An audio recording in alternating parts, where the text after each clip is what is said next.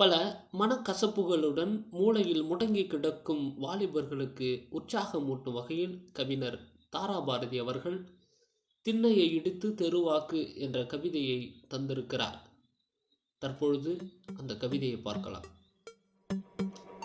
உட்கார் நண்பா, நலந்தானா, நீ ஒதுங்கி வாழ்வது சரிதானா?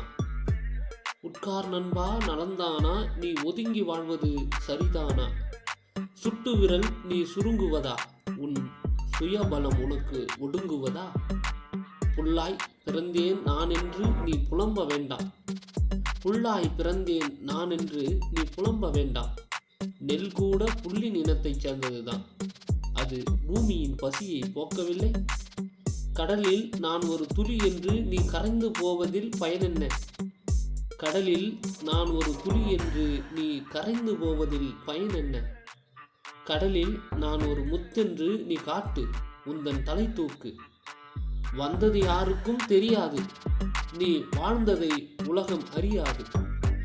சந்ததி கூட மறந்துவிடும் உன் சரித்திரம் யாருக்கு நினைவு வரும்? திண்ணைதானா உன் தேசம்?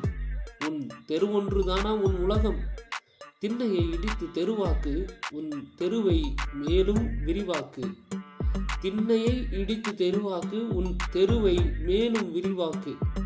எத்தனை உயரம் இமயமலை, அதில் இன்னொரு சிகரம் உனது தலை. எத்தனை நாணியர் பிறந்த தரை, நீ இவர்களை மிஞ்சிட என்ன தடை? பூமி பந்து என்ன விலை, உன் புகழை தந்து வாங்கும் விலை. நாம் இப்பொழுதே புறப்படுவோம், வா, நல்லதை எண்ணி செயல்படுவோம். இவ்வாறாக கவிதையை நிறைவு செய்கிறார் கவிஞர் தாராபாரதி அவர்கள்.